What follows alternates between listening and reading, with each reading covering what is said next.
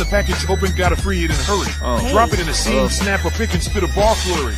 The spinning racks need refill, but I'm really not worried. It's the most beautiful thing in the words of Keith Murray. Dipping out in a low-low and slow-mo tipping. Just one tap and it hops up like pogo sticking. This is not a put-together, like Robo Chicken. Still original condition, number match, no parts missing. Right. Willowbrook and Alondra Pullover right there. At the Made in Compton Store, I can get something to wear. For men, women, and children, all prices fair. Thank you. Got fresh top to bottom. And I slid up out of there, hops right back in the low-low looking like new money. Sure do. Stare all you want, but can't take none from me. Ain't none bouts this cute, sweet, nor funny. Nope. Outside in a low ride, rain, sleet, or sunny. Cool. The back window's still empty, ain't earned a plaque yet. Not a renegade rider. Hub City was set. Until next time, one thing you can bet. I'll be on my grind double time, pushing a line, extra shine drips wet. And you ain't seen none yet. That was incredible. Much respect.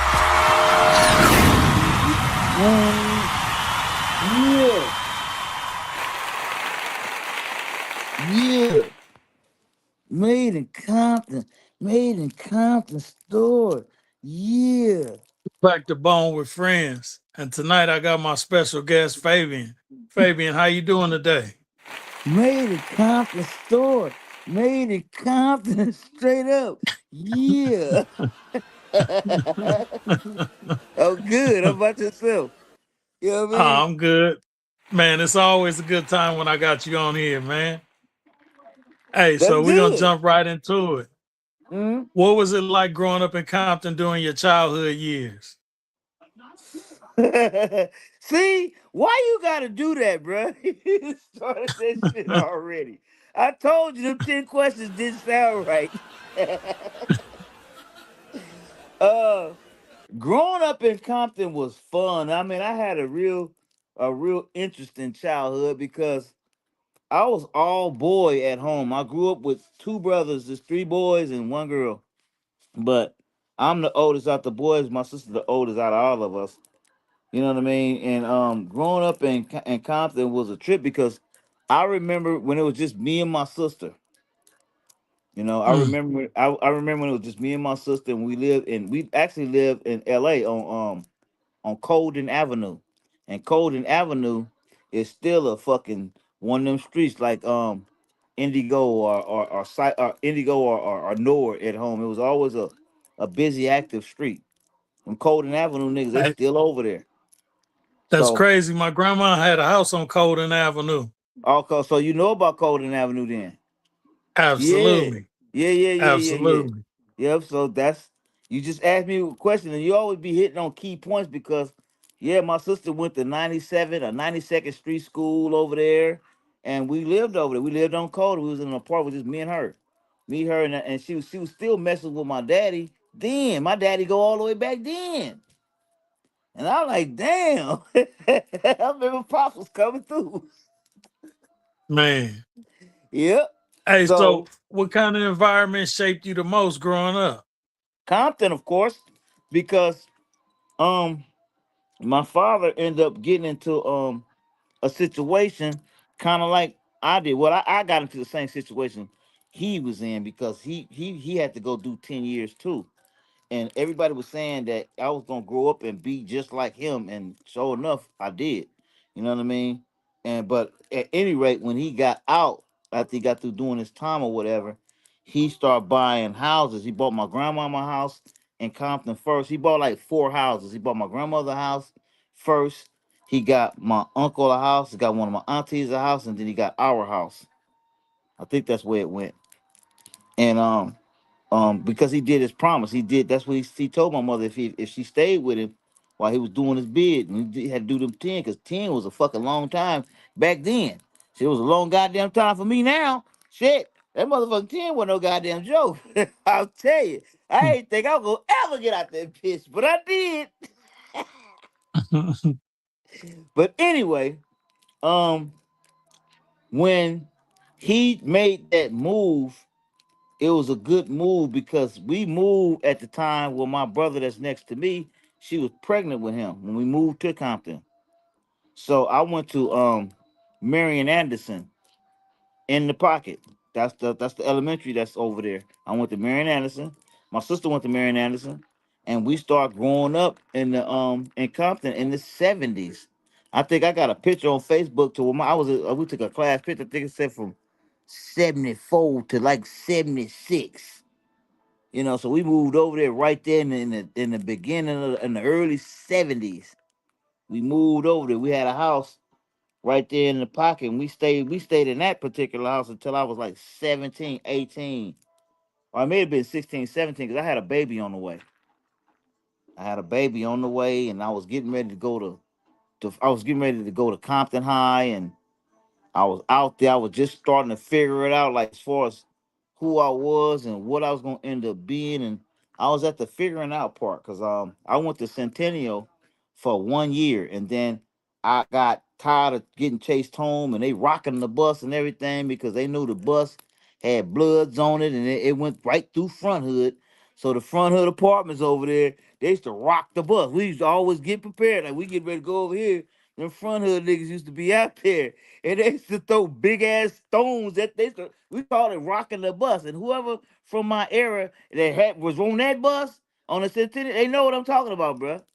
They know it's there to tell you exactly what I'm talking about. But at anyway, I got like tired of that, and then I wanted to go to Compton High, but just so happened, Pops was one of them forward thinking type cats, and he bought us a house right down the street from. No, we moved in Palmer Block. We moved in Palmer Block. Got a house over there. We only stayed over there for a year. Then we came to Cypress, which is Spooktown. You know what I mean? Mhm. So that's part of my journey growing up in Compton. I mean, I did basically everything a Compton young person would do. I mean, we grew up in a different time, Bone. It's way different than how it is now. We grew up in a time it was on. I mean, when I grew up, it was cracking. Yeah. That's what I remember. Shit. The Mackin was cracking. I mean, shit. Why would you have to ask me that today, bro? Hey, so look, I know you finna have fun with this one. Who are the Okay. people that influenced you in life early on, good or bad?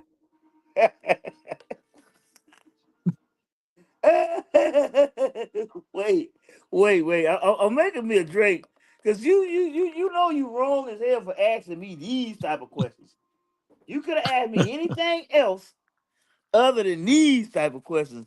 But I had a lot of influences, and my I came from a kind of big family, and a family that was like into certain things. You know what I mean? My family. I'm gonna put it like this: my family was a lot like yours, and you just don't know it. Yeah. So some of my biggest influences were my uncles and different cats that I was around, like Big D who knew Vault, and that's how that whole thing came around. I didn't know how different I was until like now, how I have to explain it. When I came to Spooktown, which is y'all neighborhood, I was already hooked up. They was like, our little homie finna move over there. He told your brother that. I was right there. He finna move over there, and I need you to look out for him. I didn't know Vault had a gazillion brothers.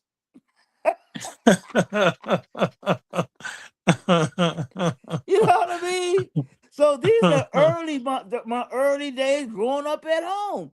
I was still young as hell. I think I was barely touching 18. I may have been 17. I don't know if I was 17 or 18. It was one of them. I was in the middle. But Yeah. we had moved from because I was over at that particular in my particular neighborhood from I remember going to kindergarten, first grade to the sixth grade to the seventh grade, and then I went to Willowbrook seventh, eighth, and ninth, and then I went to Centennial when I got in the 10th grade. I only went there for a year. You know what I'm saying? And then I moved. We ended up. I wanted to go to Compton, but my daddy he ended up buying a house right over there in Palmer Block, and then we moved, and we ended up right there in your hood. That's my journey. We end Yeah. up, and then when I got over there, when we first, I didn't want to move over there. I didn't want to leave my neighborhood. My neighborhood was at the top of its game, right about then, and I did not want to move until D. hooked me up with your brother Vault, and he said, Fabian, it's gonna be the same way. They got the same thing going on over there that we got going on over here. And I was like, for real? He said, yeah, you gonna see. And I was like, all right, if you say, you know how it is with your big homie, like if the big homie says cool, it's cool.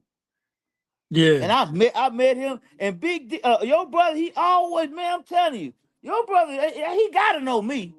He'd always be like, come here, little nigga. I'm like, why the fuck you always want me to come over there?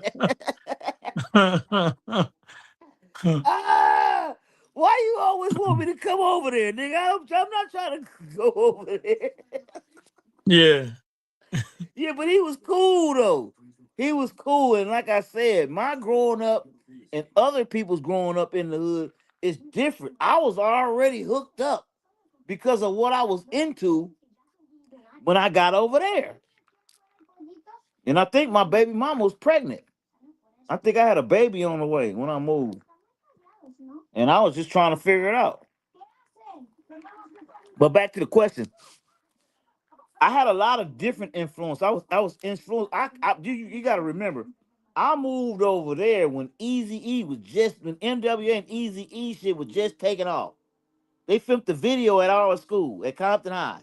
You know what I mean? Hmm. Easy E was like the biggest because I was in the DJing. My homeboy came over my house and he had just got a car. My homeboy Sean pulled up bumping that shit. And I was like, oh, you got he bought like a 77 Cutlasses. You know, we used to love them Cutlasses. He bought like a Hmm. 77 and Sean pulled up. And he had like the Boys in the Hood album in his car because he knew I was mixing. I was out there in the back of my garage just getting down. That nigga just pulled up. I was like, who the fuck is this pulling up? And Sean jumped out. I was like, oh, okay. He was like, yeah, nigga, you need to get into this, nigga. Fuck them turntables, nigga. You need to get into this. He had a car. So that's what made me start fucking with cars. I was like, yeah, nigga, that ain't nothing. I can get me one of them. I just ain't been worried about that shit. You know what I'm saying? And then when he pulled up like that, I was like, okay, fuck he right. Fuck these goddamn records. I was already selling weed.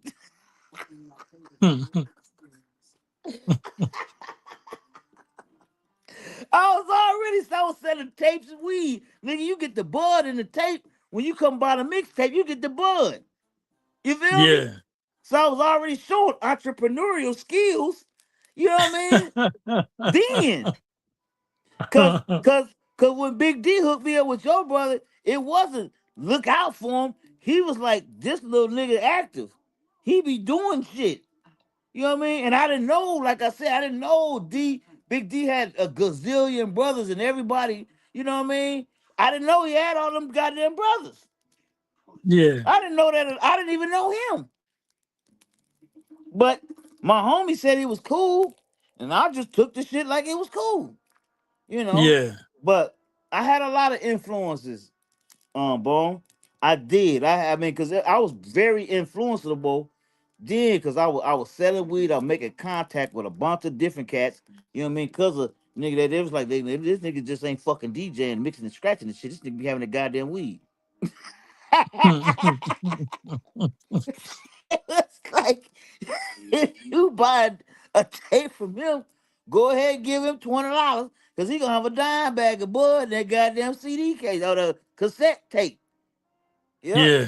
So I had a lot of Hey, influences. so what lessons you learned? What lessons you learned from the street that still stick with you today? All of them. Follow my goddamn instincts. Stay the fuck away from suckers. These goddamn Rudy Poot ass niggas, don't fuck with them. Stay away from jealous motherfuckers. These niggas is scam. Stay away from them hoes. They always trying to get you. I mean, all that shit still going because it don't look like I fucking work at all. It look like I'm a hood nigga now. You wouldn't believe I went to work every fucking day. See, so come on with the questions. That's an easy one. That is an easy one. Stay away from. I didn't know it was this much fucking jealousy and envy out here, bro. I did not know that it was this way. I was going through that shit at home in the hood. Even though I was working with y'all, do you know how my homeboys felt that was coming up with me? They was all mad. Hmm. Everybody that I was hanging around was mad. Like, well, how this nigga keep getting the plug? Cause I keep knowing who to know. Niggas Yeah. ain't fucking with y'all because y'all don't want to pay them. Y'all want to run off with the money, and you can't do that out here. Nigga, I had a bunch of different grown big dudes wanting to fuck with me because of what I was doing, and I didn't even know I was doing it like that, Bone, at all. You Yeah. know how you was pulling up on me? You was pulling up on me. And you wasn't just pulling up on me because I was bullshitting. Hey, so looking back now, what would you tell your younger self growing up in Compton? Oh man, goddamn. Don't be so wild and don't make a lot of mistakes that I would end up making. Choose my situations more careful than I was choosing them because I was spring loaded. And I don't even know if you know what that means, but spring loaded is when you just off the fucking chain and you don't really don't give two fucks about nothing. You know what I mean? When you just in a Yeah. zone to where whatever decision I made, I thought it was right. I thought it was a good decision, and most of them Yeah. were. Most of my decisions was good all the way until I went to prison. That was a bad decision. But I rolled all the way. I had fun while I was doing it too. I went to prison out of town. I wasn't in Compton. Yeah. That's how serious I took this shit. So that's why I be telling my hating ass cousin, nigga, you need to be careful about how you be talking to me, cause nigga, you ain't been through what I've been through. I've been through niggas that's from different states all around this motherfucker and from different countries. Have you ever dealt with a nigga from out the country? There's some different type of niggas. You ain't just dealing with niggas from your hood.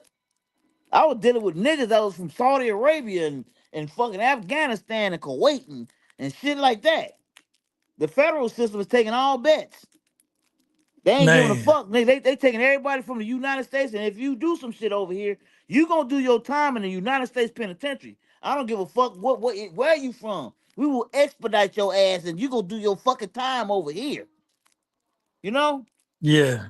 and that's what niggas don't be knowing. They ain't never done no time before. So yeah, I Yeah. got a whole lot of content, Bone. You asked me if I had some content. A lot of it. Hey, this segment of Bone with Friends is brought to you by the Made in Compton Store. Represent the city with pride. Exclusive gear, stories, culture, and motivation straight from the heart of Compton. Yep, Shop now at micpt.com. yep, Tap in. yep.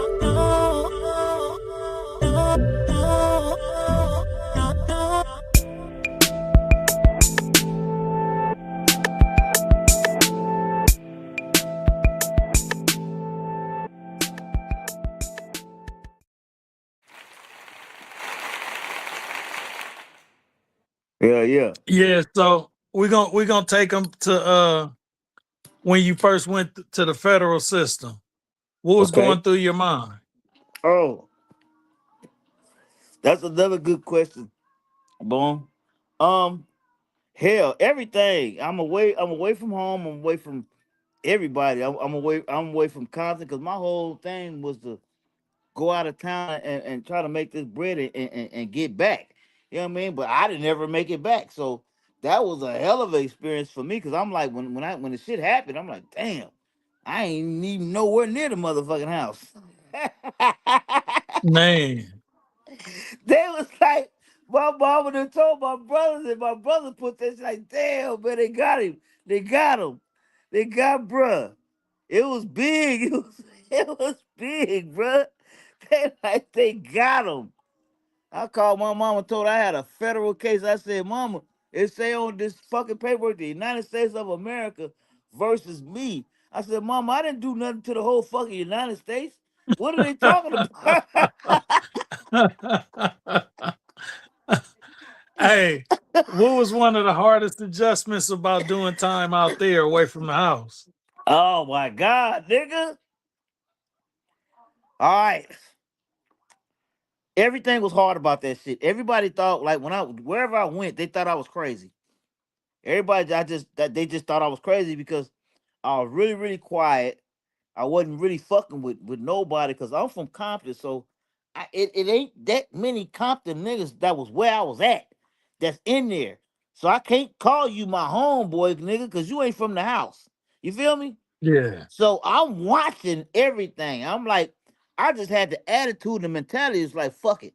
Whatever happened, if I gotta get out, I'm just gonna get out. I mean, cause I don't know none of these motherfuckers in here at all. I'm gonna make me some homies. You know what I mean? I'm gonna get with some couple of niggas that's on the same page I'm on, and nigga, we just gonna have to, do this shit. But I ain't really knowing nobody, so I'm not really fucking with nobody. Nigga, my first night in prison, nigga, somebody got raped. Well, they wasn't getting raped. They wasn't even getting raped. But my first night, when I first hit the joint, this was my first night. It was a nigga from LA. I think he was from 60. I think he was from 60 Hood. And he heard I was coming and he introduced himself or whatever. He was like, we got late night. We had to clean this unit out of all the units, so we got late night. I said, well, what's late night? It's like we get to stay up, like all night and look at the whatever movies that's on or whatever. So we just be in there in the TV room chopping it up or whatever. And I know you just got here, little homie, but you can't just stay in your cell like that. You can't. Well, it wasn't a cell; it was like a dorm. You can't stay in your dorm like that. You are gonna have to get out, and because nigga, for the next 10 years, you ain't going no fucking where. It's like putting it to you bluntly. So you asking me how did I feel? What if a nigga told you some shit like that, nigga? Soon as you get here. And it was like, for the Man, next 10, nigga, you ain't going nowhere. I don't know yeah, what kind of time this nigga on. I don't know if he on some setup shit or what, yeah, right? So I'm like, damn, I'm really not trying to fuck with this nigga because I just got here. Nigga, how you gonna tell me I just can't stay in my cell, nigga, my dorm? I just got here. I'm yeah. tired. I've been traveling for the last 3 weeks. Yeah,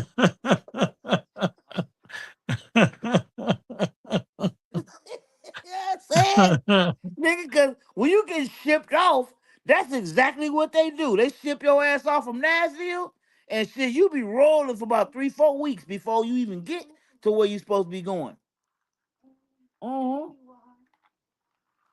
And anybody that's done did federal time, got locked up in another state, they know what I'm talking about. This is a situation that you ain't gonna never forget in your goddamn life. You not gonna never forget it. Okay? So, uh, let me get back to my first night. Hold on. I gotta tighten up my drink. Hold on. I gotta tighten him up. This some shit that you ain't gonna never fucking forget, bro. So my first night, I'm gonna take y'all on this little ride. My first night I get there, they tell me to go to the TV room. They were looking at Scarface. Scarface was on. And I was like, okay, that's cool. That'd be good for me to break the ice, start meeting some niggas and whatever. He right. I can't stand this because I'm gonna have to deal with these niggas. I'm gonna have to deal with these niggas one way or the other because I'm in here for 10. So he had a valid point. I got 10. I ain't going nowhere in the next 10. And I'm just getting there. I'm 19, bruh. I'm 19 years old. I ain't no old nigga.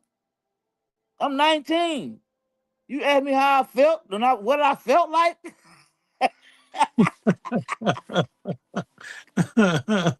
Shit. And nigga, I'm doing fan time. I ain't going nowhere for the next 10 cents. So, okay. Here come the TV room. Now, in this particular spot, the nigga didn't tell me that they had 6 TV rooms. 6. One for the Jamaicans, one for the Puerto Ricans and Hispanics, another one for the Indian, the Afghani, the Indian people, and then 3 general, anybody could be in them. He didn't tell me that. So I go to the TV room. I finally just said, "Fuck it, I'm gonna have to deal with this shit anyway." And I know what it's all about. Just be ready to get down. Just whatever happens, just be ready to get down. If somebody try some shit, just be ready to get down. That's it. Cause you gonna have to deal with these niggas. Cause ain't nobody going nowhere. Everybody in there got a million years. Yeah. So I go to the TV room. Um, I'm trying to go in the because I think he said the first one on the left or some shit, whatever it was. I go to the TV room and it had a big ass. All the TV room had these big ass glass windows in them, to where you can look like the guard when they pass by, they can look in there and just peep. Everybody can peep like what's going on in there. All they had to do is just walk by because all of them had these big ass glass windows. So I'm trying to open the door, and I noticed when I open the door, the motherfucker pulled back and like closed. I try to open again and it closed. So I finally just stuck my head around it to see who the fuck holding the door. You know what I mean? And it's a nigga in there going like this. Like, don't come in here. And then Yeah. I looked to my right or left, and I'm seeing another nigga and back of another nigga, but it looked like a girl. You know what I mean? And he wham the punk out. You know what I mean? And homeboy was like guarding it, watching the door or whatever. So when I peeped out what was going on, I just go back to my motherfucking dorm, right? So my homeboy comes back down there. He like, nigga, everybody waiting on you. Everybody waiting to meet you and, see where you from and all that. Nigga, why you ain't come to the TV room? And I like, nigga, I did go to the TV room. He like, what you mean? I said, nigga, I just came for that motherfucker. Nigga, it's some shit that, it's some shit jumping off in there. So the nigga, how a dog turned his head, he looked at me like the dog turned his head, like, what you talking about? I said, nigga, something jumping off in there. He was like, he said, what TV room did you go to?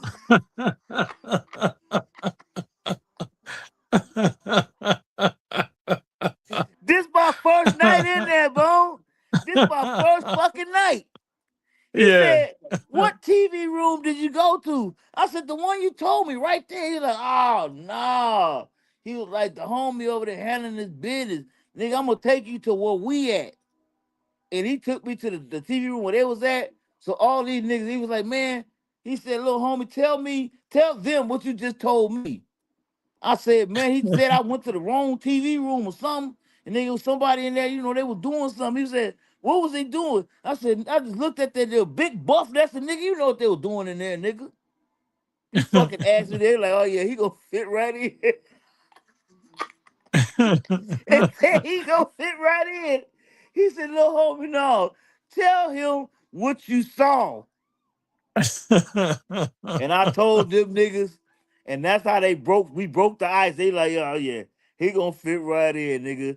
Sit down right here. This gonna be, every time you come in this TV room, this gonna be your seat right here, nigga. You the little homie, we gonna look out for you and everything. But they wanted me to keep like telling them the story. Cause it was some hilarious shit, nigga. And then the police, I guess the police came, like after I passed by, after I got in the TV room, and they came and they saw it. So next thing you know, they locked us down. And all police came from everywhere. They hauled them two niggas out there that were doing the shit or whatever. And then after we came off lockdown, they just let everybody like stay in the TV rooms where they was at. This was my first night. This is my first night in the federal system, nigga. Some real shit. And then my homie was like, Hey, yeah, nigga, you know where you at now. you say it was a dance floor, huh?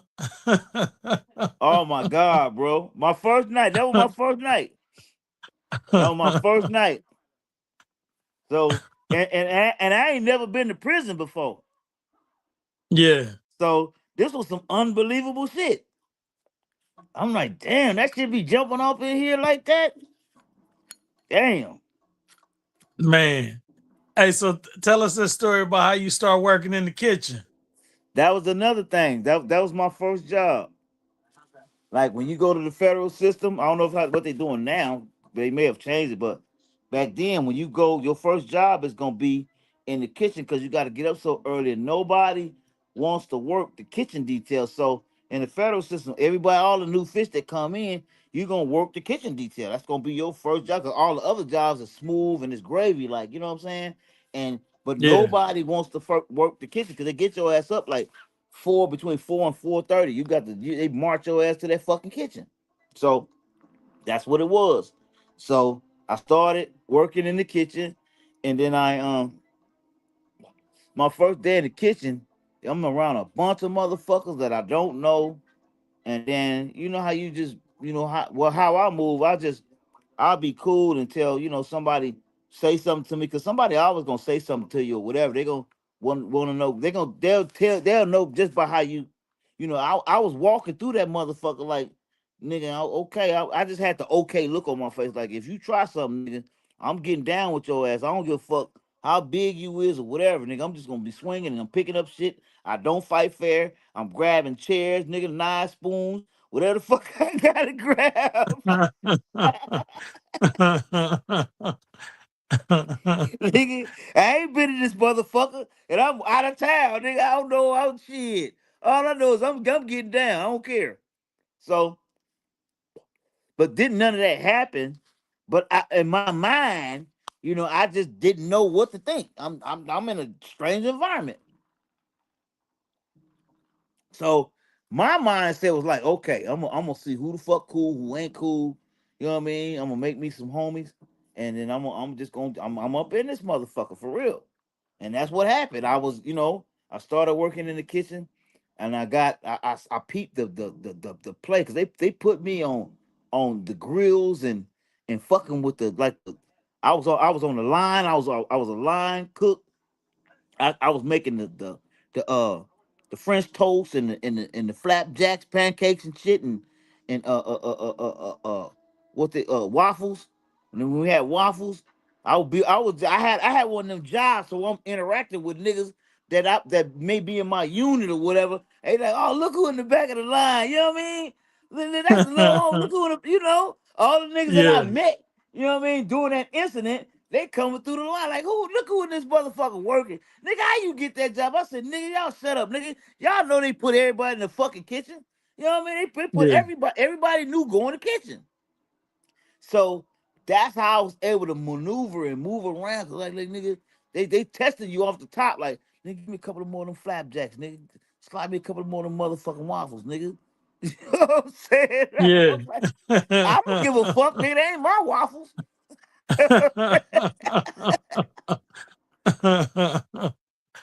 So Yeah, I fit right in, bro. Everything I did, I believe I was supposed to do. I actually believed it. I think I was supposed to be stealing shit. I think I was supposed to make me some criminal homies, just so I could feel like I'm at home, because ain't nobody that's in there wanna be in there. You gotta be crazy to wanna be in there. You know what I yeah, mean? So I'm around a bunch of people that don't wanna be here.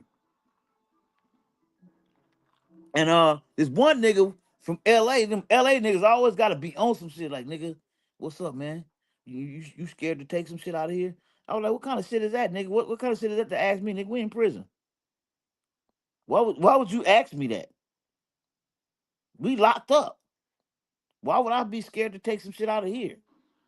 And he was like, all right, right. Then the next thing you know, the nigga came at me with the play. And then, when that was cool, there was a couple of niggas that didn't like that shit. They like, nah, that nigga just trying to use you, homie. Don't fuck with that nigga. If you gonna do some shit, do that shit on your own. I said, you right. You absolutely right. So what I did is did the double reverse on the nigga, and I start peeping out who was fucking with the vegetables, who was fucking with the meat, the motherfucking dairy products, the cheese. I was fucking with the nigga that worked in the bakery. I was fucking with the nigga that can get all the utensils and shit. You know what I mean? I just started moving around. I just started doing my Compton shit, nigga, the COMPTO and shit. I started moving around. yeah, I started getting hooked up with niggas. You know what I mean? Shit. And the next thing you know, I think the biggest thing for me is when they had fried chicken. So I had never experienced no shit like this. We frying chicken all day from 4 in the morning, cause lunch started like 11:30. You know what I mean? 11:30 to like 1. Lunch is starting. You know what I mean? And I used to have to leave at like 12:30 because I went to school. I was in the kitchen and I went to school for the other half of the day. I had enough time to go to my unit, you know what I mean, grab whatever I was gonna grab, and then make it to school, because they had what they call 15-minute moves.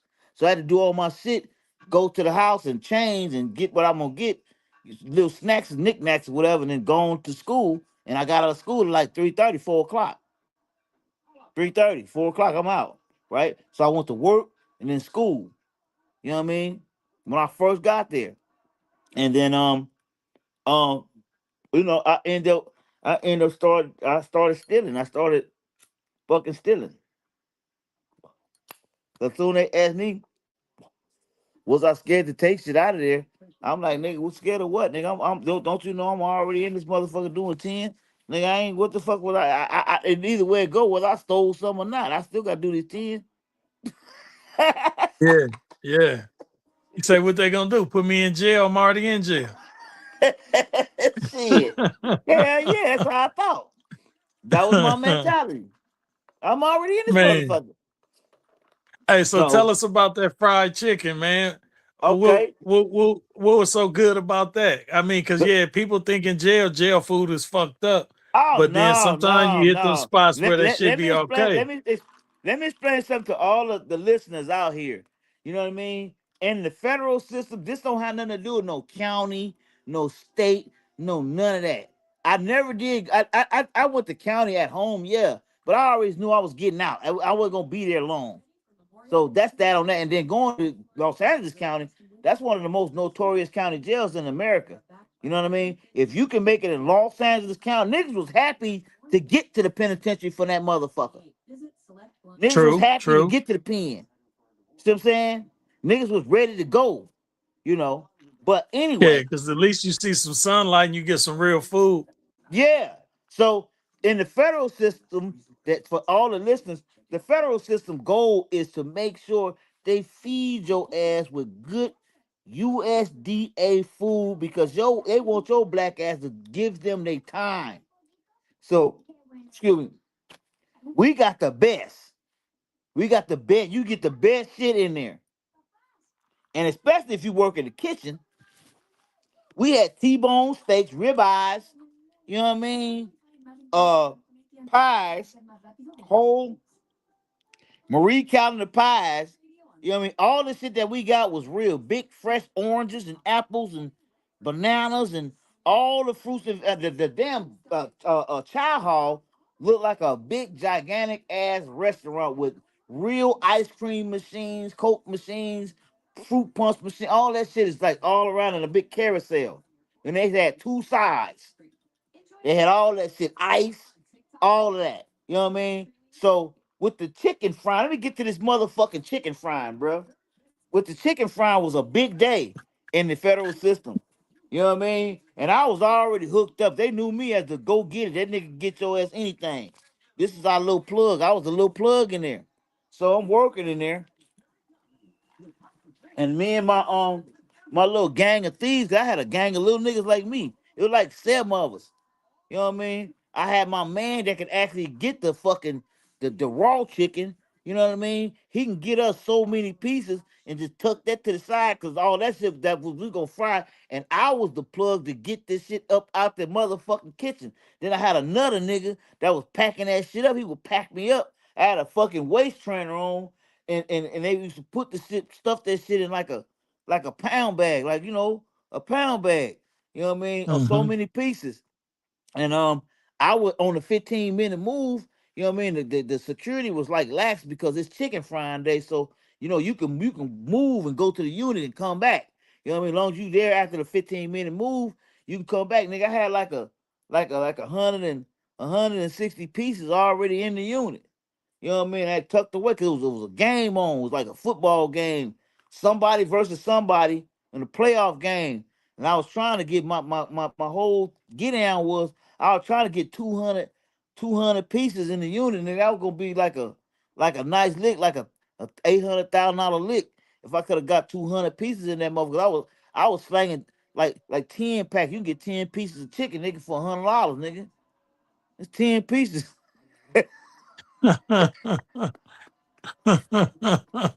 And then Man, I had my homeboy in there making the KFC buckets. He was making the real KFC buckets. So yeah. so so niggas had I had this shit set up in my unit, nigga. Everybody looking at the game got a bucket. The KFC, nigga, you know what I'm saying, with the 10 piece or the 20 piece. You know what I mean? And then I was fucking with different crews. One crew wanted 30 pieces. I'm like, nah, come on, man. I got a lot of people that want this shit, bro. I can sell you like a 20 piece. You just gonna have to do what you gotta do with that shit. I got a big crew, my friend. I know, but I'm like, but damn, man, I can't get 1,000 pieces of chicken out of that motherfucker. You know what I'm saying? Shit. I said, y'all gotta work with me.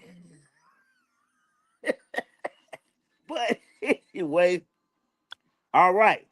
We on the last 40 pieces. I'm trying to get this shit out. I'm telling my homeboy, I said, man, I feel like I'm hot, bro. I done hit to the unit like 3 times and I ain't been stopped. I said, on this last one, nigga, I don't know. And the last one had like more chicken in it than all the rest of the ones I had, because I was packing like I was getting 20 pieces out of it easy with no suspicion. But that 40 pieces, it had my back like sticking out a little bit. But you can tell you can tell with something. So you looking like a camel, huh? Yeah, you can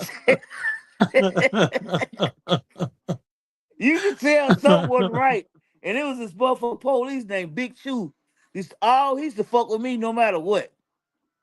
So he was on the door. I said, God damn, I gotta get past this motherfucker, man. And he'll fuck with me if I ain't got no fucking chicken. You know what I mean? So I Mhm. gotta figure out how I'm gonna get past this motherfucker. So it was a group. I said, look, nigga, I need like 5 of y'all to go out at the same time, and I'm gonna be right behind y'all so I can just like slip past. They said, okay, yeah, that's cool. And it almost worked. And I was like all the way like out the door, and he's like, Davis. And I'm hearing this motherfucker talking about Davis. I'm like, man, what's up, man? He's like, bring your little ass back over here. Come back over here.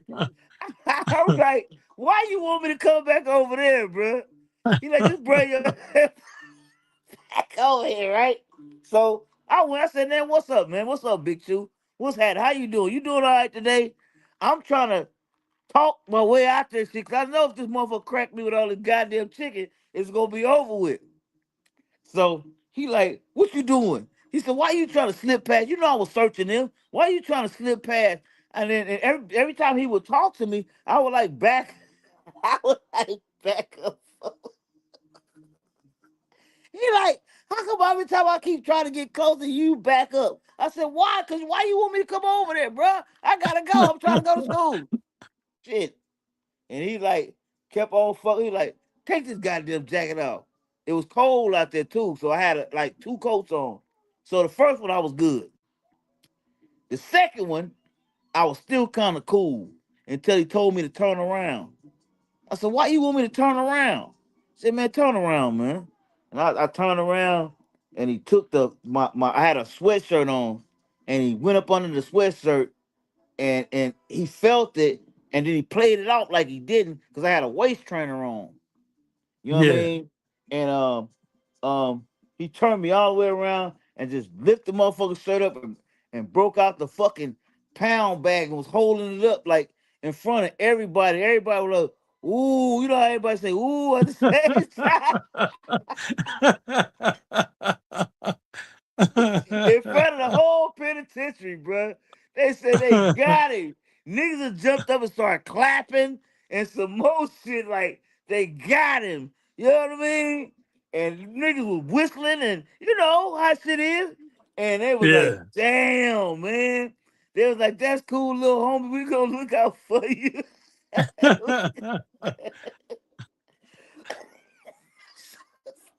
So they ended up taking me to the hole for that shit. And when they took me to the hole, I had to go see the warden. And the warden was like, I'm not even gonna give you no time for this shit that you did. You know what I mean? Cause you had to have some goddamn balls a size of watermelons to try to get out of there. They said, Davis, do you know you had like 40 pieces of chicken? We counted them. I was like, yeah. I was trying to look at the game. I said the game was coming on. I said that was for my unit, man. The game was coming on.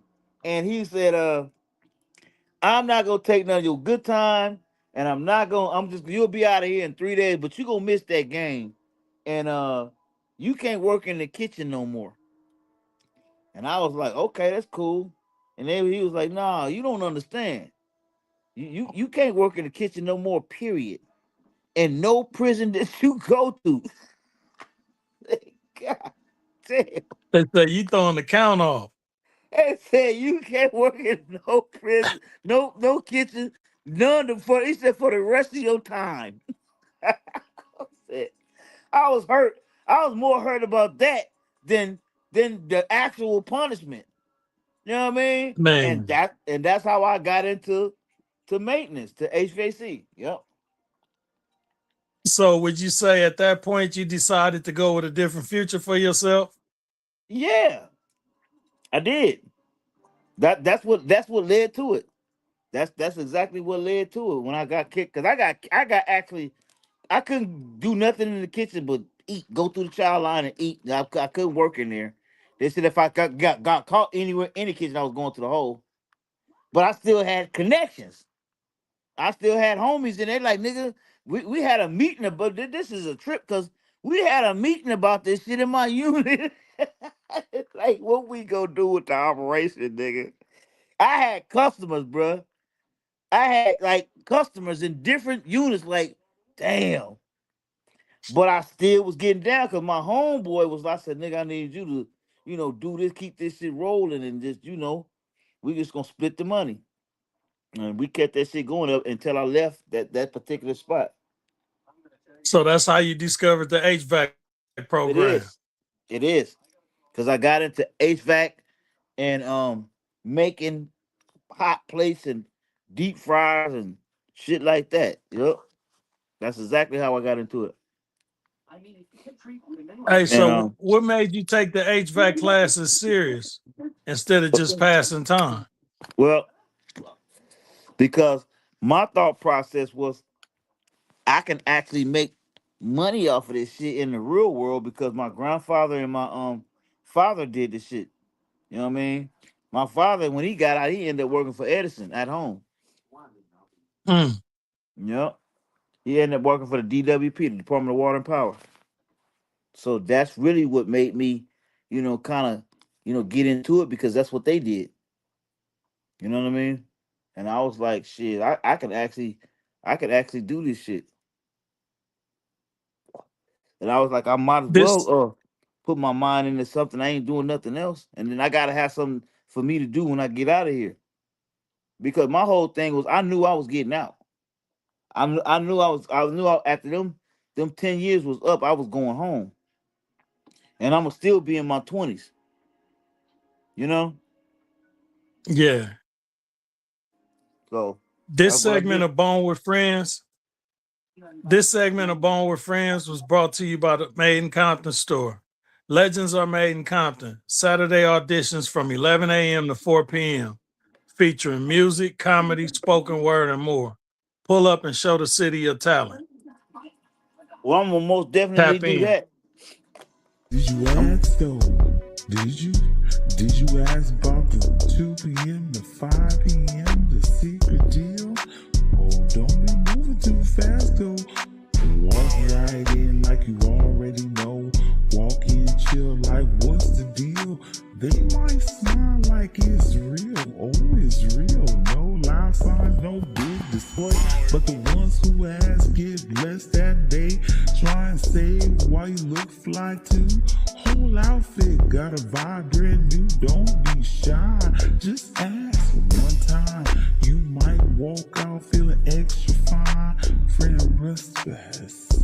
Wait, you didn't ask? Did you ask though? Don't miss out. 2 p.m., 5 p.m. flow. Every day made it count the stove. Now you know.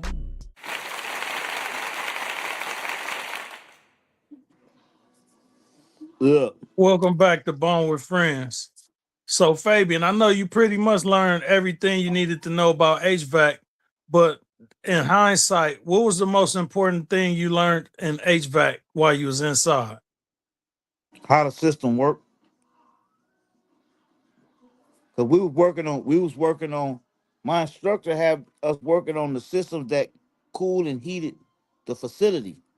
So that's how I got into facilities HVAC because they had these big ass machines in there called There was carriers, and they was water cooled, and they was called weather makers. And it was in every it was like four, no, six dorms on that compound all the way around. You know what I mean? Like Clay A, Clay B, Knox A, Knox B, shit like that. And all of them had these big ass systems in it. And my instructor used to take us around and show us like the different mechanics and the mechanical that was running them and operating them. He used to take me especially and take me to get the big ass filters out of there because they was cleanable filters that they used to use or that they do use, and you could take them out and clean them and put them back in there. So I was like fascinated with that shit, and he felt like I was like really liking the shit.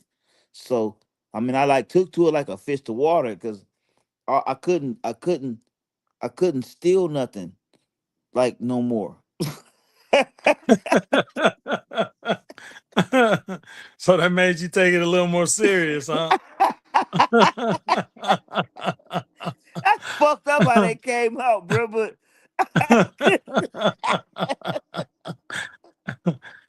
that is fucked Hey, up. That's a Compton mind for real. I couldn't steal nothing no more, bro. So yeah.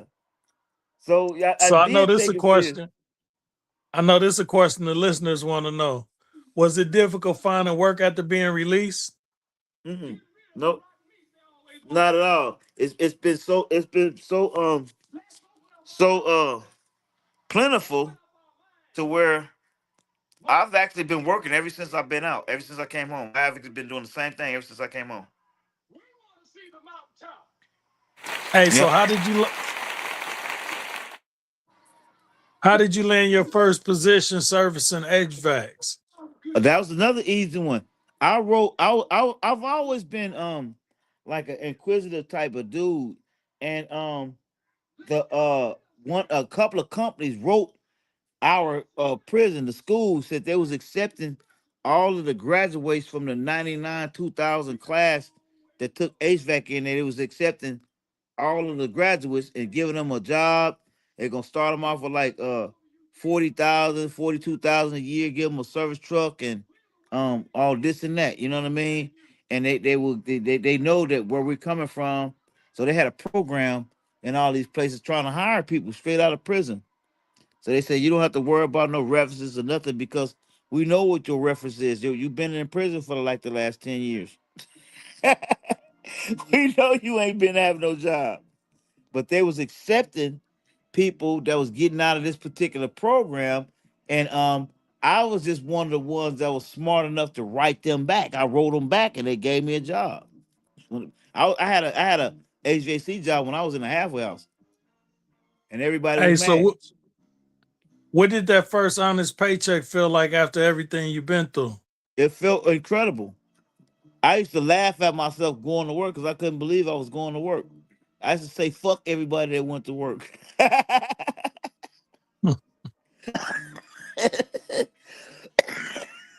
When I was selling dope, I didn't respect people that worked because I was selling drugs. You feel me?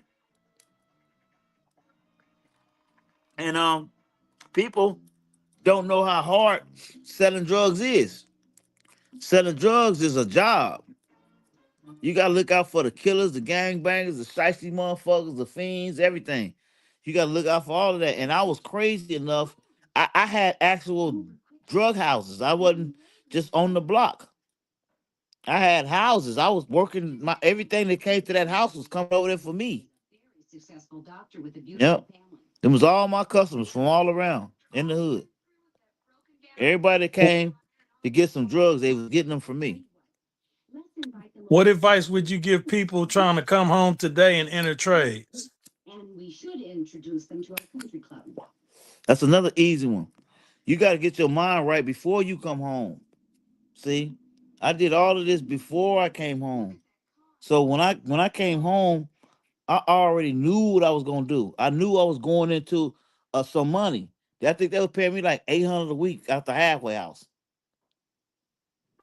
The dude said he gonna guarantee me 800 a week. And that's really not no money after taxes. It's like six something. You know what I mean? After taxes and all that. But I felt like that was a nice little old lick. And then I moved up to like 1,000. You know what I'm saying? And then I could work as long as I wanted. I was doing like 60, 70 hours a week. So them checks was lovely. I bought a lac suit off the top. I was still in the halfway house. Shit. You know what I mean? My girl was happy. Everybody was happy. They like, I don't know what he's doing, but whatever he's doing is working. Yeah. So that's what advice I would have to give them though. For people that's getting coming home, you gotta set yourself up to win. You gotta set yourself up to win when you first get out. I mean, when I first got out, I was making like $800 to $1,000 a week. That's some good money for when you ain't never worked in your life. I'm coming from the street. I ain't never had a real job. I went and got my driver's license. You know what I mean? I already had my EPA certification, which is my HVAC license, and I ended up getting my welding license, and then I got my heavy equipment license, and then I got my master mechanical license. I hold 5 licenses right now. Yep. So that's the advice I would have to give them, because when you get these jobs, they'll pay for you to go to school to take these different to get these different certs and different licenses. So everything that they offered me through the years, I was like, shit, hell yeah, I want to take that. I want to get my heavy equipment. Like I could operate, when I say heavy equipment, I could operate a crane, Brodesson crane, tug, man lift, forklift, cherry picker. I could operate all that shit. And I got a license to say I can. You feel me? And they paid for me to go to school to get that. See? So I mean, you can make good money just being a forklift operator all alone. And then I got my welding license. I know how to do arc, MIG, TIG, the arc, MIG, TIG, and aluminum weld. I know how to do all them welds. Arc, MIG, TIG, and aluminum. I know I got that license. And then with my master mechanical, I can open my own business. When I decide to open my HVAC business, you got to have a master mechanical. I got that. You feel me? I not only do I got that, I got 27 fucking years behind me. So if I open my own business right now, they be like, this guy got 27 years of experience. He's very knowledgeable. He knows what he's doing as far as HVAC system. He know how to work on geothermal, heat pump, electric, straight cool with electric heat pump, geothermal cooling tower, and centrifugal, like master centrifugal chillers with a cooling tower outside. I know how to work on all that shit. You know what I'm saying? I know how to work on everything I just spit out. I know how to do it. You find This learn about your craft.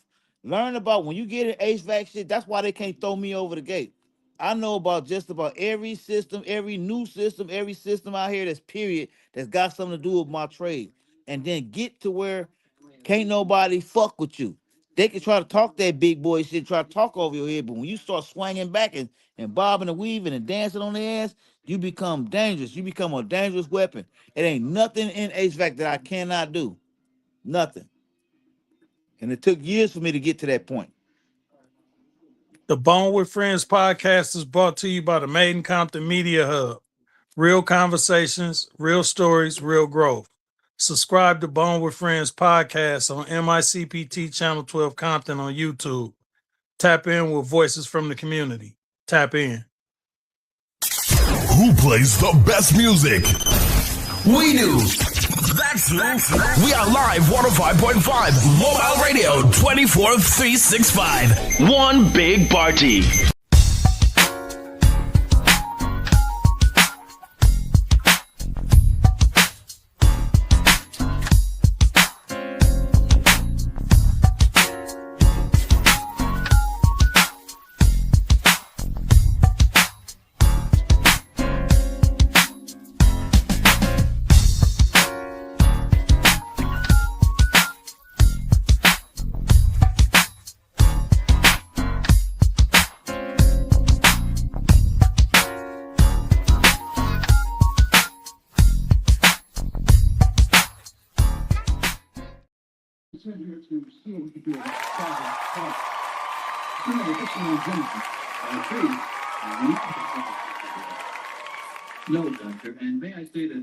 Back with Fabian on Bone with Friends.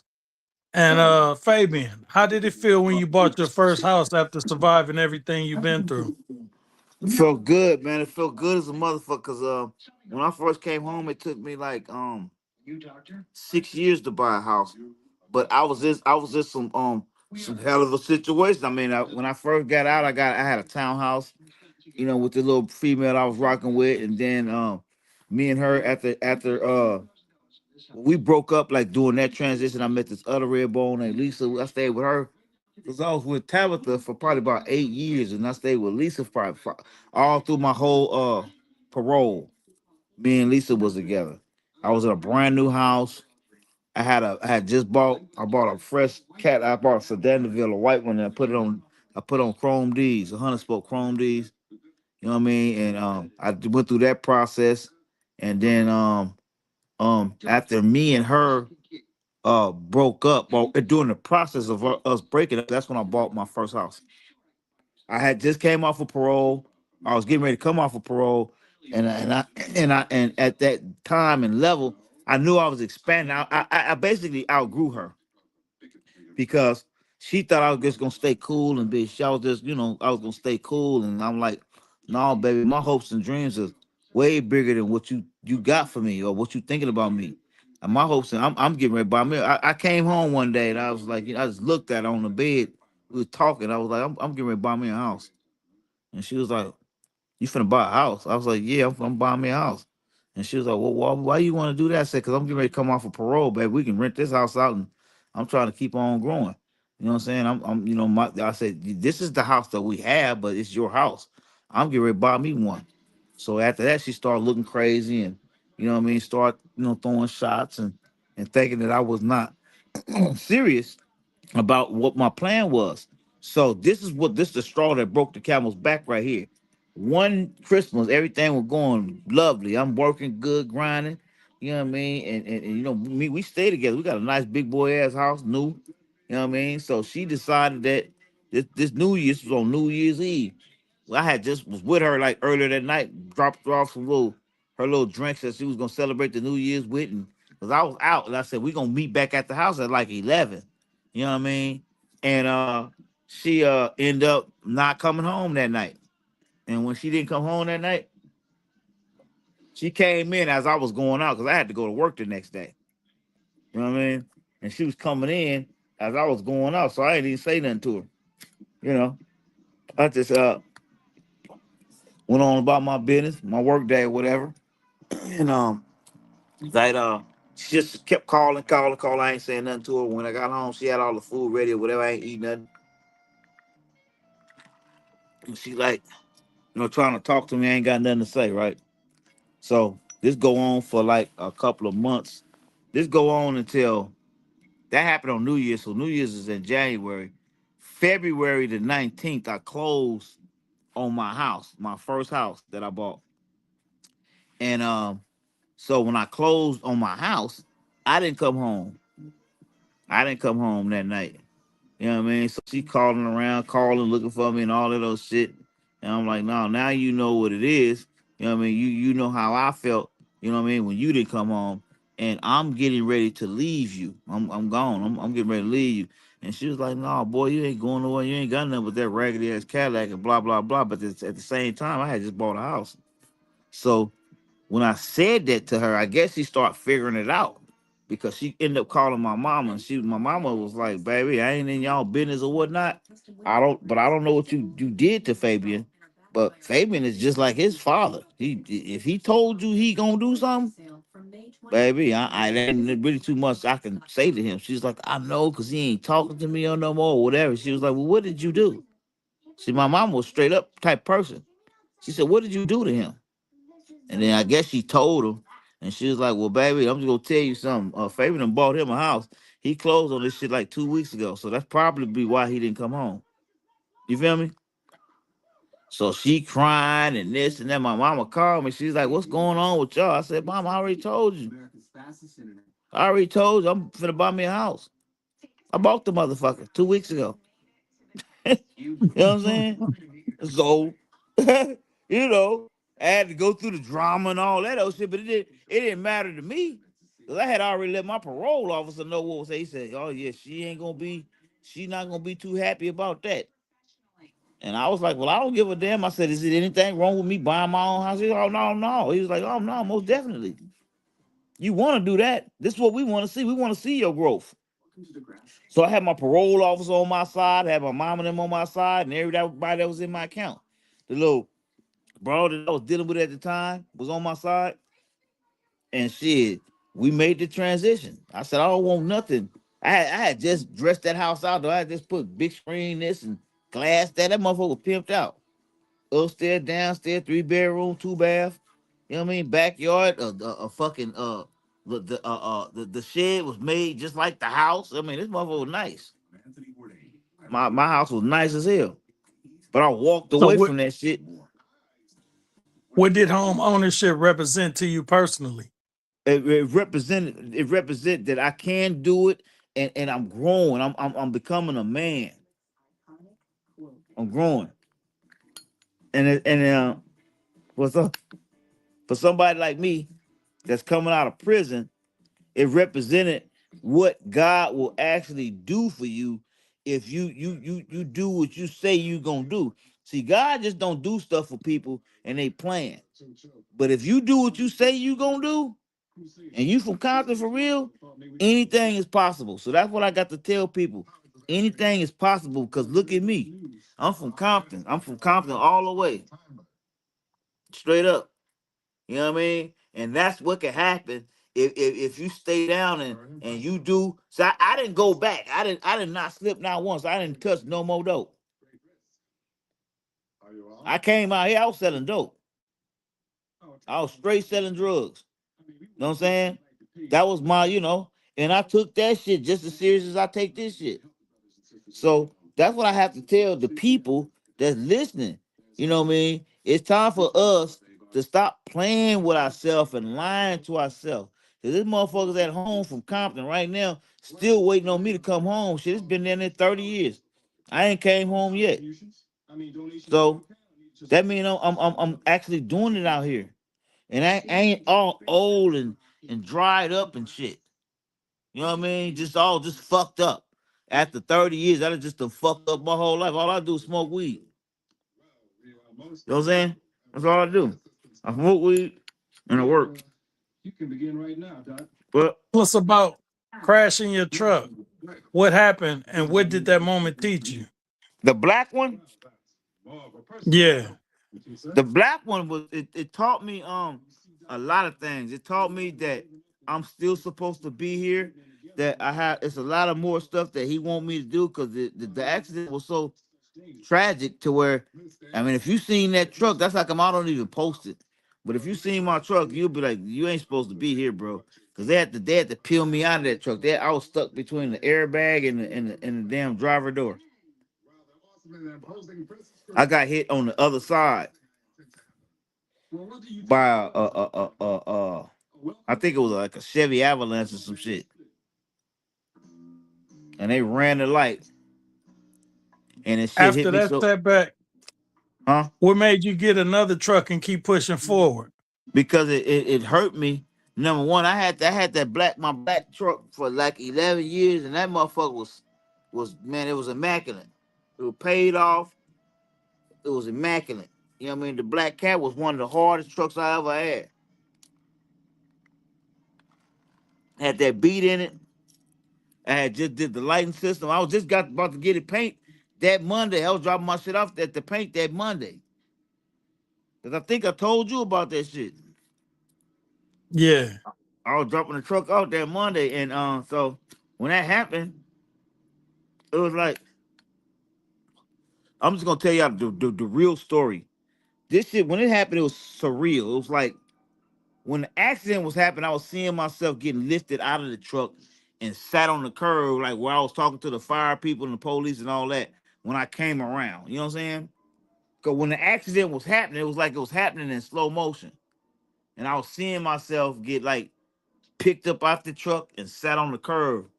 Cause I just remember people just trying to like talk to me, like asking me, was I okay? was I okay? And by the time I came around, I was looking at them, and then I was looking at my truck from the driver's side. It looked normal, but the other side was folded in like a taco, nigga. That motherfucker was folded all in like a taco. So, um, when that happened, he was talking to me. It was like he was talking to me the whole time. Like, don't worry about that truck. Just let me get you home, and don't worry about that truck. The whole time I was like, don't worry about that truck. I'm gonna give you another truck. So when I came home, cause I called my property manager and told her what was going on, and I ended up when I came home, I ended up like just when the adrenaline wore off, I just crashed. I ain't wake up to like I don't know nine something that morning. I'm usually up at 5, but when I got up, I couldn't fucking walk. I got up and fell right back down in like in my bed. You know what I mean? And it was like, damn, my whole my whole like right side was fucked up. So I got up and I got dressed and I told her, my property manager at the time, I was like, I told her I was on my way down there. She was like, "You gonna work today?" I said, "Yeah, I'm gonna work today."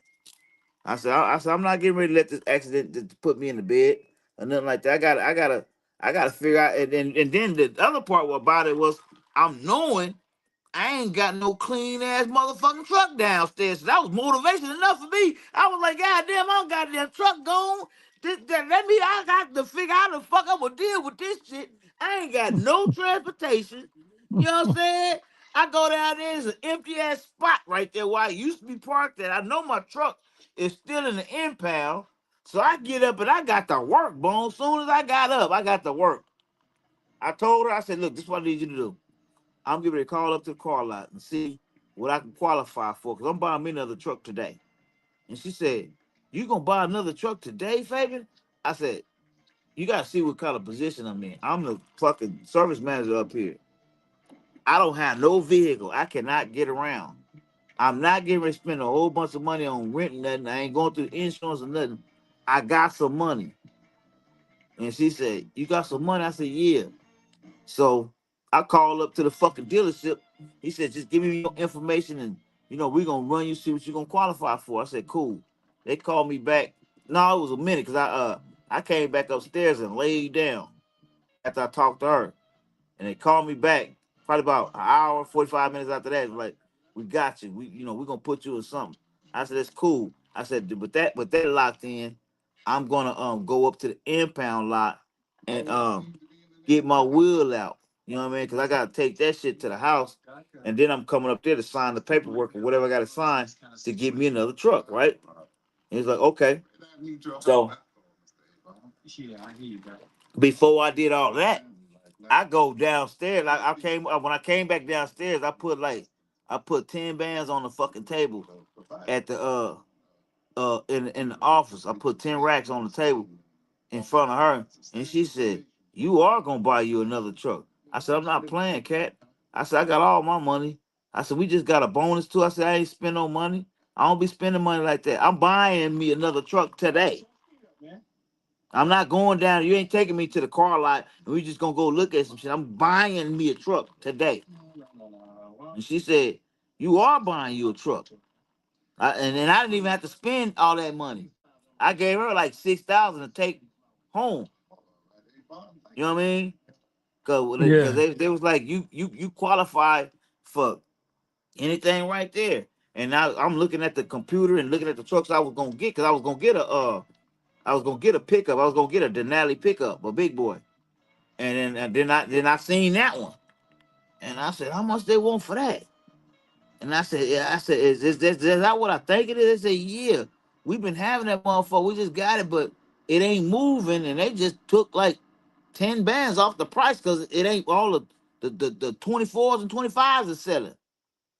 I said, "Well, shit, how much they want for that?" And he told me, I said, "Shit." I said, "I don't want to look at nothing else." I said, "Give me that truck right there." He said, "You sure you want that truck?" He said, "You can get any one of these." I said, "Man." I don't want any one of them. Because I know what any one of them motherfuckers the note gonna cost. I don't need no $1,100-$1,200 note. You give me that motherfucker right there. I know that motherfucker gonna be like $400-$500. You know what I mean? And I can handle it. And she was like, "Are you sure, Fabian?" I was like, "Yeah, I'm positive. Give me that truck right there." And they was like, "Okay." And I gave them the little money.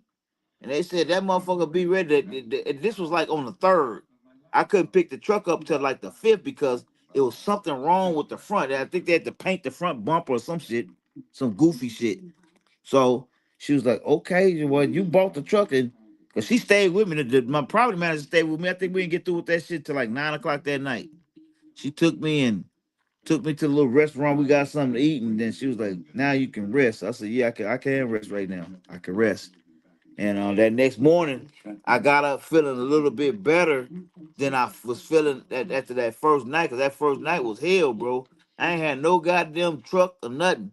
You know what I mean? And then I got another one, and I was like, I gotta kick back for another night. But that Wednesday morning, I knew I was going up there. I caught the little Lyft, Ubers, whatever, and they lift me up there to go pick up. I was going to pick up the car. I wasn't going to look at no motherfucking car. I was going to pick up the car from work. I was going to pick that bitch up. So when I got to that motherfucker, they said, "Yeah, we ready to do the paperwork." We did that shit, and I got out of there, put my little computer briefcase bag in the passenger seat, and I rolled that motherfucker straight back to work. And she said, "You went and got it." I said, "Yeah." Now I could do my business, and that motherfucker been in circulation ever since. Hey, so you think the black thing was cleaner than that cream thing? No, I did at first, but not now. Yeah. Not now, bro. Nope. Not now. And to add to the flavor, I'm getting ready to give me a DTS. Man. I'm getting ready to get a DTS. I got to show you the picture of them, and I want you to tell me which one I was to get. I'm in negotiations right now. I'm finna get a DTS, bro. I'm finna buy me a clean. I'm gonna get one that's the same color as the truck. Hey, I got one question for you left. Yeah. You must never say that. Explain to the listeners what that Remember when Compton in a box experience was like and what they can expect if they get it. You're gonna have a lot of Compton gear at your house. I mean, because that shit come every month. You're gonna have all of the latest stuff that Bone is putting out. Oh, well, I gotta get my shit started again too. That's another thing that we need to do when I get off the phone. But Okay. you're gonna have a lot of Compton gear. I mean, he's sitting that shit like you get that shit every month. So, but what it depends on what package 2 you get. boxes a month. Huh? 2 boxes a month. But I don't know what kind of packages you got now. Yeah. But them 2 boxes gonna be coming fast because you're gonna get 2 boxes every 2 weeks. Yeah. You know, yeah. you're gonna get 2 boxes every 2 weeks. So you'll end up with a lot of Compton gear. You know what I mean? Whatever he putting out for like that week or month or whatever, you'll have the latest shit. Bone got a lot of shit in there. So yeah, that's a good experience if you know, but you gotta understand how the subscription work. And that's basically it. Well, we're Yep. going to go to our last commercial break. The Made in Compton Store. Every product got a story. Every design got a meaning. Tap in with the Made in Compton Store movement online 24/7. Tap in.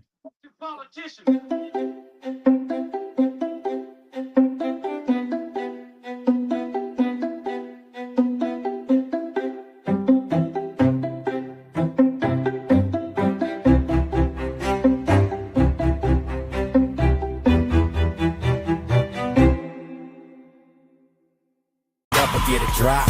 Compton in a box full of hat, shirt, socks. Compton in a box, rep the city on your block. Compton in a box won't cost you a lot. Compton in a box, made in Compton non-stop. Compton in a box, get Compton in a box. Drop Compton in a box, order Compton in a box. Compton in a box, best deal off top. Compton in a box, pick it up or get it drop. Compton in a box, full of hat, shirt, socks. Compton in a box, rep the city on your block. Compton in a box, won't cost you a lot. Compton in a box, made in Compton non-stop. Compton in a box is here, have no fear. here. Pick whatever level you need in fresh gear. The basic box is $69.99.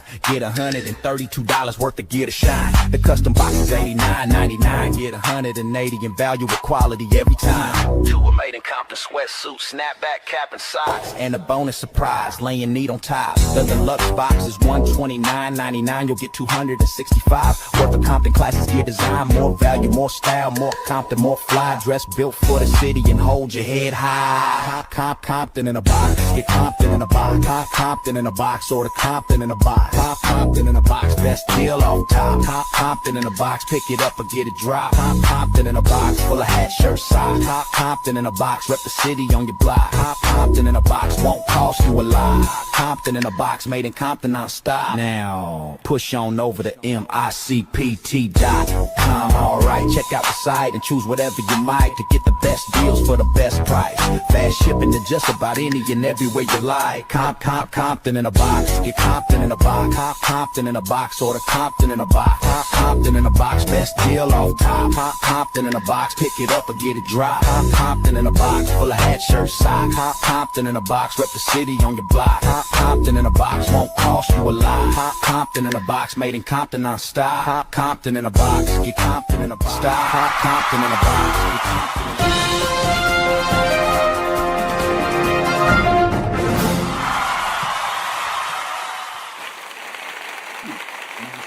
in a box. Hey, Fabian, tell them how they can reach you before I hit them with that final thought. Okay, just my handle's the same, just Fabian Davis on Facebook, and it's 01 I think 01 Fabian 01 on Instagram on IG. I don't really fool with TikTok and all that, but I think I got a TikTok page and all that shit. But Facebook and IG is what I'm on the most, and on my Facebook page, because you'll see me in a cold ass Leatherman jacket, red, white, and blue. I got some lokes on. I got my head down. You know, you'll know it's me because I think I'm the only one that look like me. And then for real, I think I am. I be seeing some way out shit when I'm high. Oh, we But got your IG on the screen now. yeah, yep, that's it. Yeah. Yep, So, my yeah, I'm face. going to hit him with this Bible verse and I'm going to hit him with a short story. Yeah, okay. Faith Yeah. without work is dead. James chapter 2, verse 26. And the short story. A young man walked into a small neighborhood store with nothing but doubt in his mind. He told the owner, I got dreams, but nobody believed in me. The owner smiled and handed him a broom. He said, start by sweeping the floor. The young man looked confused and did it anyway. Yep, Day by day, he showed up early and cleaned the floor, helped customers, and stayed ready. yep, Months later, the owner gave him a chance to run a small section in the shop. yep, The section turned into his own business. One day he asked him, when did your life change? The young man answered, the moment I stopped waiting for opportunities and I started working with faith. yep, Faith opened the door, work kept the door open. yep. I'd like to thank everybody for tuning in to Bone with Friends. Fabian, anything you want to say before we go? And that's absolutely right because that's what I've been doing this whole time. I mean, like I said earlier, if somebody's still been waiting on me to fall off or come home in the last 27 years, then they done wasted their life. Well, I mean, I ain't seen you since that long. And like I told my cousin tonight, my hating ass cousin, only thing I did was left home, bro. And I left home to try to figure it out. You gotta look at how young I was when I left home. I wasn't nothing but like 19. You know what I mean? 18, 19, I left. And the only thing I did was leave home. I ended up having to go to the feds and all that, but I still got my same mind. So your mind is the most powerful thing you can ever have. And a lot of these people out here be playing and they don't know the kind of, yeah, you ain't never noticed how brilliant motherfuckers get when they go to prison. I ran into some Man, brilliant motherfuckers, man. I ran into some brilliant people. I'm like, how come you wasn't using all that brilliance when you was out there? And man, that's what I've been doing. I'm like, I'm just as smart as I was before I came in here. I'm just as smart out there. So now look at where I'm at. I want to show y'all a picture of my business cards. I got my own business cards right now, and I didn't put out no Sunday Funday today because I've been resting because I've been working a lot. If you notice, I ain't put out no Sunday Funday, and I usually try to do a Sunday Funday every day. I mean every Sunday. I mean, but I have my own business cards, and I'm gonna show you these motherfuckers right quick. It's got my name on them and everything, and it got my both of my buildings on that I take care of right now. See, here go my name. I don't know if y'all can see that. I'm gonna turn this light on because I know y'all probably can see this shit. Here go my card with my name on it, and then Mhm. you turn that around. You know what I'm saying? Them both my buildings that I'm handling right now. You know, so you can do this. You know what I mean? I'm a real example. I'm from Compton, homie, all the way out here. Out of all of the shit I went through, out of everything I went through, this is what I'm out here doing, and I have my own business cards. You feel me? With my number on there. You feel me? So this shit is most definitely possible. You gotta put the work in. You know what I mean? You can't be sitting back talking about what you would have did or what you should have did and what this and that. You gotta get off your ass and handle that shit. I'm looking at how the Compton Store brand is growing. I'm looking at it. I'm looking at it right now. You know, and I'm looking at what my homeboy is actually out there doing. And I've been there since like the beginning, like when this shit first jumped off. I mean, y'all got video footage of me when we had to work through all of the bugs and the bumps and bruises and shit. This shit just didn't come around like it was cool. We had to work through some technical difficulties. You know what I'm saying? Absolutely. And it's still growing. You done set up fucking stage and shit. I've been seeing motherfuckers on stage. The fuck? And then you got a lot of corny niggas on there, bro. You got a lot of corny niggas. I've been looking at you shit. I'm like, these niggas look corny as a motherfucker, bro. But it's whatever. I Hey, know look, that's the nobody. way you find that talent. You got to go through the masses to find them. It's That's gonna be fine. somebody come up out there that's gonna stand up. Yeah. And that's cool. Cause Hey, but that's I'm what proud of you, Fabian. Man, you came a long way. We both came a long way, I'm and I'm telling you. proud of Hold you. on. Hold on. Let me get back. I dropped the damn phone. Thank you, bro. I appreciate that because a lot of people don't know what we actually can. I was one of them ones that was there. You know what I'm saying? And I'm proud of you too. I'm watching everything you've been doing. I was watching when y'all was setting the stage up. I've been seeing all that shit. I just been grinding too though. You know, I've Yeah. been grinding too. I was wondering when you were gonna hit me, but you hit me today. I'm like, damn, Bone I ain't calling nigga nothing, but you been busy. I'm not mad. I'm like, damn, I Man, wonder, I wonder if I fell out because that cornball ass nigga that I was talking to that know my homeboy. But I know that wasn't uh, the case because nah, if he know him, then that shit what he told you really happened. They was yeah. looking for me. It was. They thought somebody tried to do something to me, bro, for real.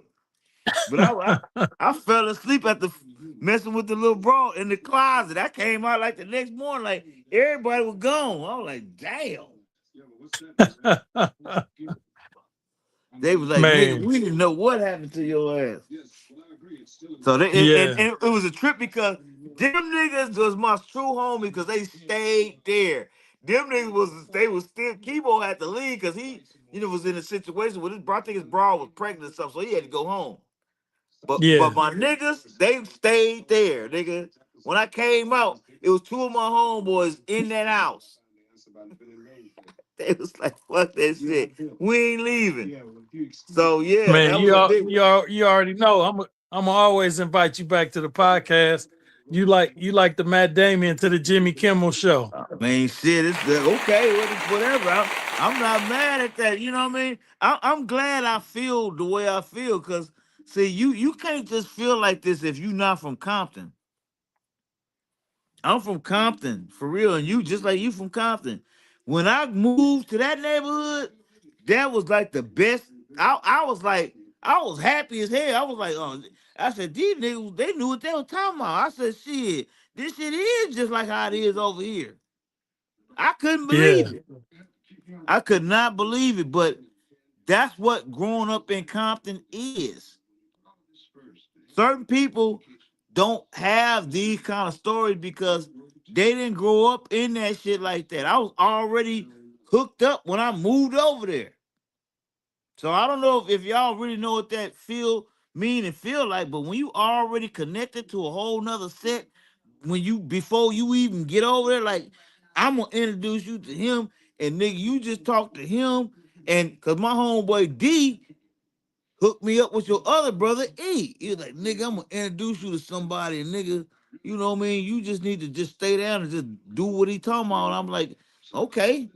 He was like, I got a job for you. And that's how I ended up getting with your other brother. Like I said, I ain't know Big D had a gazillion brothers. Shit, I didn't know Yeah. that. I didn't know that at all. So, but that's how the stars be lining up for certain niggas. See, it's certain niggas Yeah. that they didn't go through all that.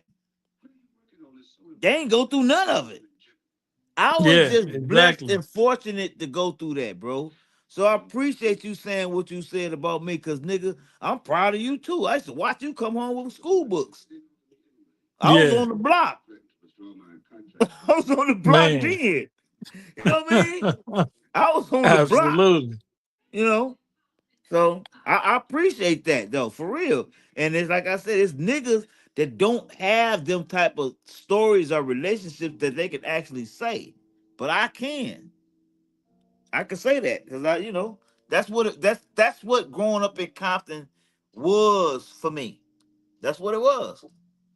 You know, Man. I was in the mix for real. I was in the mix for real. Yeah.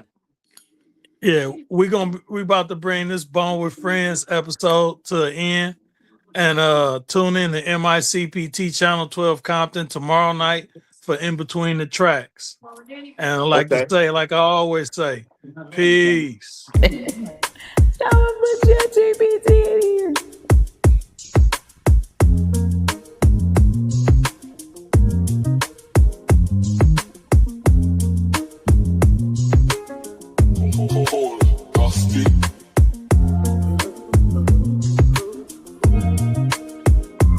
Imagine this, from Hub City to the world. We wear more than tees, we wear mysteries. People ordering online from overseas, buying made in Compton with nostalgia on the mind. They heard stories like these. Woke up early, snuggled in my hoodie, stepped outside, throw on that made in Compton, let them know with pride. See my OG in that Compton established in 1888. He said, youngin', know your roots, this city been great. Rolling through, see my homie in that Compton High. He a scholar and a baller, got his dreams in his eyes. I see my day ones rocking straight out of Compton. Legacy strong, yeah, the city still stomping. Step on campus at the Mingus, then slide to Centennial. Every school made kings, every queen been a general. That UCPT, like ChatGPT. We smart with the hustle, turn the dream to a plan, put the grind in the muscle. Worldwide with the name, yeah, we legends in motion. That worldwide, Compton originals sharing the notion.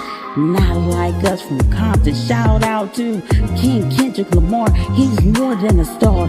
From the east to the west, lift your hat up. Made in Compton, yeah, we stand up.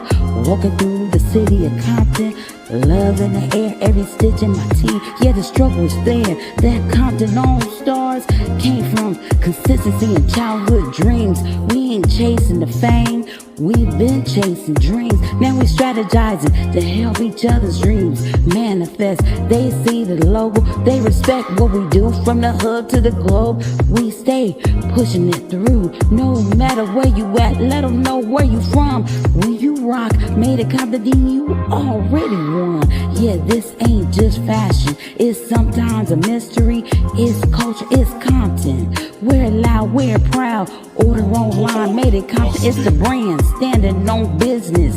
Community culture, focus on tapping that app on micpt.com. Compton, baby.